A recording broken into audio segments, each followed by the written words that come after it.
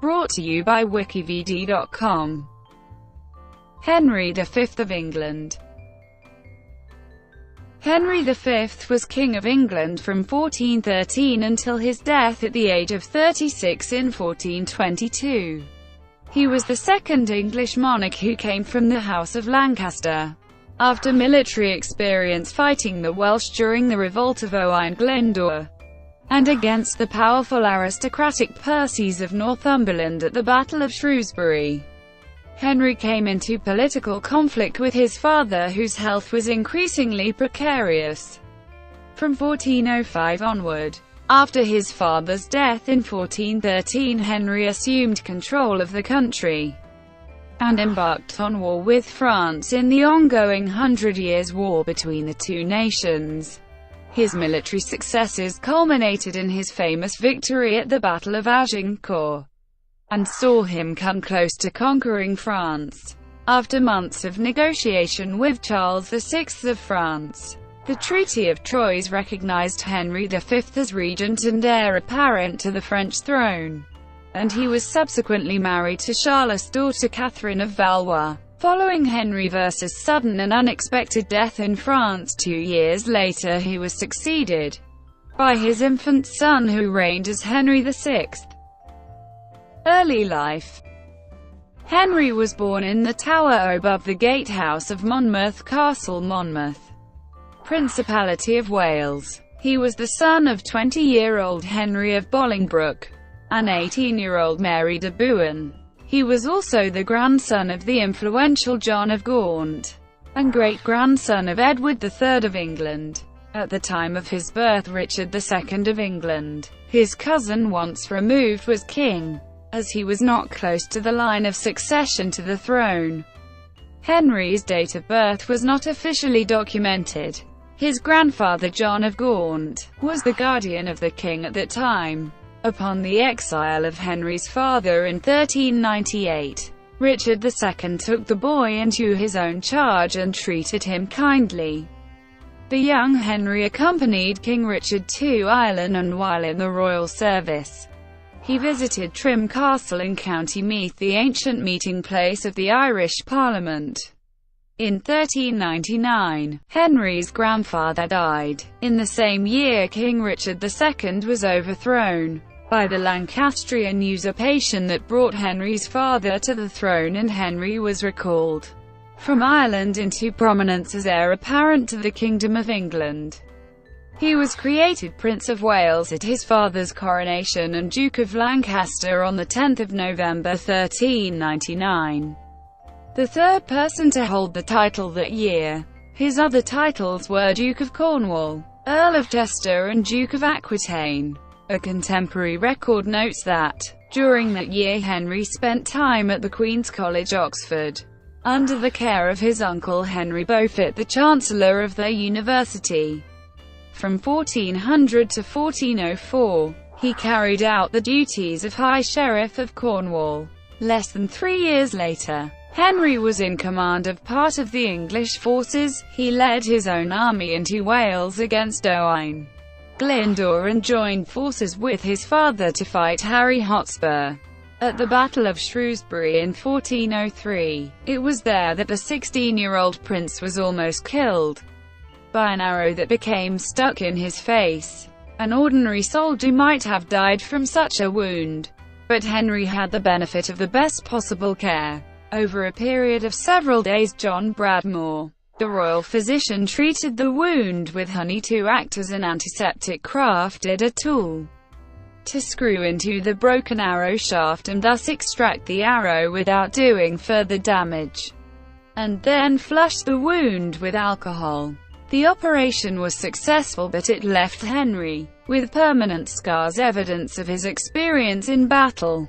For 18 months in 1410–11, Henry was in control of the country during his father's ill health, and he took full advantage of the opportunity to impose his own policies, but when the king recovered, he reversed most of these and dismissed the prince from his council.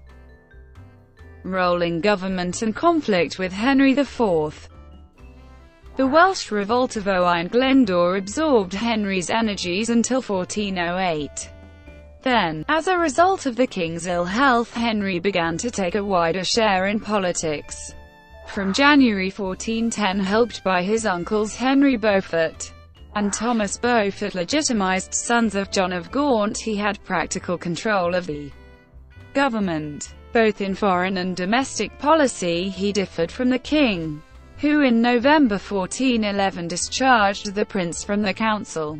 The quarrel of father and son was political only, though it is probable that the Beauforts had discussed the abdication of Henry IV, and their opponents certainly endeavoured to defame the prince. Supposed riotous youth. It may be that the tradition of Henry's riotous youth immortalized by Shakespeare is partly due to political enmity. Henry's record of involvement in war and politics even in his youth disproves this tradition. The most famous incident, his quarrel with the Chief Justice, has no contemporary authority and was first related by Sir Thomas Elio in 1531. The story of Falstaff originated in Henry's early friendship with Sir John Oldcastle, a supporter of the Lollards. Shakespeare's Falstaff was originally named Oldcastle, following his main source, the famous victories of Henry V. However, his descendants objected, and the name was changed. That friendship and the prince's political opposition to Thomas Arundel, Archbishop of Canterbury, perhaps encouraged Lollard hopes. If so, their disappointment may account for the statements of ecclesiastical writers like Thomas Walsingham that Henry, on becoming king, was suddenly changed into a new man. Accession to the throne. After Henry IV died on 20 March 1413, Henry V succeeded him and was crowned on 9 April 1413 at Westminster Abbey, London, Kingdom of England. The ceremony was marked by a terrible snowstorm, but the common people were undecided as to whether it was a good or bad omen. Henry was described as having been very tall, slim, with dark hair cropped in a ring above the ears and clean-shaven. His complexion was ruddy, the face lean with a prominent and pointed nose. Depending on his mood, his eyes flashed from the mildness of a dove's to the brilliance of a lion's. Domestic policy. Henry tackled all of the domestic policies together and gradually built on them a wider policy. From the first he made it clear that he would rule England as the head of a united nation. On the one hand, he let past differences be forgotten. The late Richard II was honourably reinterred. The young Mortimer was taken into favour. The heirs of those who had suffered in the last reign were restored gradually to their titles and estates. On the other hand, where Henry saw a grave domestic danger, he acted firmly and ruthlessly, such as the Lollard discontent in January 1414, including the execution by burning of Henry's old friend Sir John Oldcastle in 1417, so as to nip the movement in the bud and make his own position as ruler secure. His reign was generally free from serious trouble at home. The exception was the Southampton plot in favour of Mortimer involving Henry Scrope, 3rd Baron Scrope of Masham, and Richard Earl of Cambridge in July 1415. Starting in August 1417, Henry V promoted the use of the English language in government, and his reign marks the appearance of Chancery Standard English as well as the adoption of English as the language of record within government. He was the first king to use English in his personal correspondence since the Norman conquest, which had occurred 350 years earlier. Diplomacy. Henry could now turn his attention to foreign affairs. A writer of the next generation was the first to allege that Henry was encouraged by ecclesiastical statesmen to enter into the French war as a means of diverting attention from home troubles. This story seems to have no foundation. old commercial disputes, and the support the French had lent to Owain Glyndwr were used as an excuse for war. While the disordered state of France afforded no security for peace, the French king, Charles VI of France, was prone to mental illness. At times he thought he was made of glass, and his eldest surviving son was an unpromising prospect. However, it was the old dynastic claim to the throne of France, first pursued by Edward III of England, that justified war with France in English opinion. Following Agincourt, Sigismund, then King of Hungary, and later Holy Roman Emperor, made a visit to Henry in hopes of making peace between England and France. His goal was to persuade Henry to modify his demands against the French. Henry lavishly entertained the emperor and even had him enrolled in the Order of the Garter. Sigismund in turn inducted Henry into the Order of the Dragon. Henry had intended to crusade for the order after uniting the English and French thrones, but he died before fulfilling his plans. Sigismund left England several months later, having signed the Treaty of Canterbury acknowledging English claims to France. Campaigns in France. Henry may have regarded the assertion of his own claims as part of his royal duty, but in any case, a permanent settlement of the national debate was essential to the success of his foreign policy. 1415 campaign. On 12 August 1415, Henry sailed for France, where his forces besieged the fortress at Harfleur, capturing it on the 22nd of September. Afterwards, Henry decided to march with his army across the French countryside towards Calais despite the warnings of his council. On 25 October 1415, on the plains near the village of Agincourt, a French army intercepted his route. Despite his men-at-arms being exhausted, outnumbered, and malnourished, Henry led his men into battle, decisively defeating the French, who suffered severe losses. It is often argued that the French men-at-arms were bogged down in the muddy battlefield soaked from the previous night of heavy rain, and that this hindered the French advance, allowing them to be sitting targets for the flanking English and Welsh archers. Most were simply hacked to death while completely stuck in the deep mud. Nevertheless, the victory is seen as Henry's greatest, ranking alongside the Battle of Poitiers. During the battle, Henry ordered that the French prisoners taken during the battle be put to death, including some of the most illustrious who could be used for ransom. Cambridge historian Brett Tingley posits that Henry was concerned that the prisoners might turn on their captors when the English were busy repelling a third wave of enemy troops, thus jeopardizing a hard-fought victory. The victorious conclusion of Agincourt, from the English viewpoint, was only the first step in the campaign to recover the French possessions that he felt belonged to the English crown. Agincourt also held out the promise that Henry's pretensions to the French throne might be realized. Diplomacy and command of the sea. Command of the sea was secured by driving the Genoese allies of the French out of the English Channel, while Henry was occupied with peace negotiations. In 1416, a French and Genoese fleet surrounded the harbour. At the English garrisoned Harfleur, a French land force also besieged the town. To relieve Harfleur, Henry sent his brother John of Lancaster, the Duke of Bedford, who raised a fleet and set sail from Beachy Head on 14 August. The Franco-Genoese fleet was defeated the following day after a grueling 7-hour battle, and Harfleur was relieved. Diplomacy successfully detached Emperor Sigismund, Holy Roman Emperor, from France, and the Treaty of Canterbury in 1416 paved the way to end the Western Schism in the Church. 1417–20 campaign.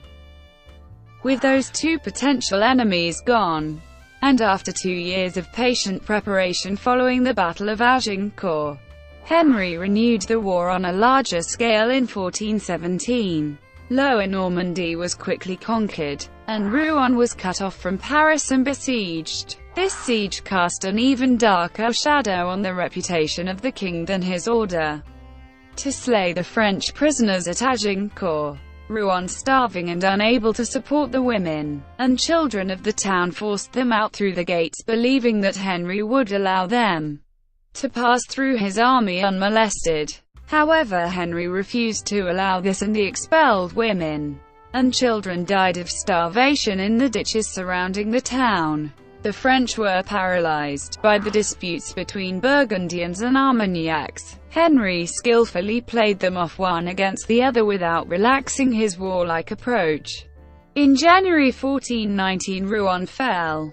Those Norman French who had resisted were severely punished. Alan Blanchard, who had hanged English prisoners from the walls of Rouen, was summarily executed. Robert de Livert, canon of Rouen, who had excommunicated the English king, was packed off to England and imprisoned for 5 years. By August, the English were outside the walls of Paris. The intrigues of the French parties culminated in the assassination of John the Fearless by the Dauphin's partisans at Montereau. Philip the Good, the new duke, and the French court threw themselves into Henry's arms. After 6 months of negotiation, the Treaty of Troyes recognized Henry as the heir and regent of France, and on the 2nd of June 1420, at Troyes Cathedral, he married Catherine of Valois, the French king's daughter. From June to July 1420, Henry's army besieged and took the castle at Montereau. He besieged and captured Melun in November, returning to England shortly thereafter. 1421 Campaign and death. While he was in England, Henry's brother Thomas of Lancaster, 1st Duke of Clarence, led the English forces in France. In March 1421, Thomas led the English to a disastrous defeat at the Battle of Barre against a Franco-Scottish army. The Duke himself was killed in the battle. On the 10th of June 1421, Henry sailed back to France to retrieve the situation. It would be his last military campaign. From July to August, Henry's forces besieged and captured Dreux, thus relieving Allied forces at Chartres. That October, his forces laid siege to Meaux, capturing it on the 2nd of May 1422. Henry V died suddenly on the 31st of August 1422 at the Château de Vincennes, apparently from dysentery which he had contracted during the siege of Meaux. He was 36 years old and had reigned for 9 years. Shortly before his death, Henry V named his brother John of Lancaster 1st Duke of Bedford regent of France in the name of his son Henry VI of England, then only a few months old. Henry V did not live to be crowned King of France himself, as he might confidently have expected after the Treaty of Troyes, because the sickly Charles VI, to whom he had been named heir, survived him by 2 months. Henry's comrade-in-arms and Lord Steward John Sutton, 1st Baron Dudley, brought his body back to England and bore the royal standard at his funeral. Henry V was buried in Westminster Abbey on the 7th of November 1422. By Henry's request, he shared his grave with his friend Richard Courtenay rather than his wife. This was confirmed in 1953, when the grave was opened. Courtenay's death in 1415 had left Henry distraught, and the closeness of the attachment has led to scholarly speculation that Courtenay may have played a critical role in mentoring Henry to become a respected monarch, and that the attachment may have been more than a friendship.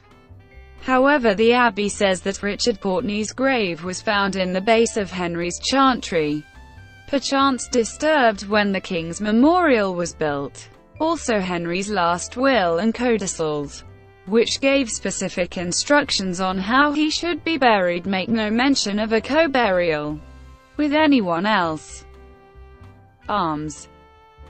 As Prince of Wales, Henry's arms were those of the kingdom, differenced by a label argent of 3 points. Upon his accession, he inherited use of the arms of the kingdom undifferenced. Marriage. In 1420 Henry V married Catherine of Valois, daughter of Charles VI of France, and younger sister of the widow of Richard II Isabella of Valois. Her dowry, upon the agreement between the two kingdoms, was 600,000 crowns. Together, the couple had one child, Henry. Upon Henry I's death the infant prince was made king, and was crowned Henry VI of England. Brought to you by wikivd.com. Would you like to know more?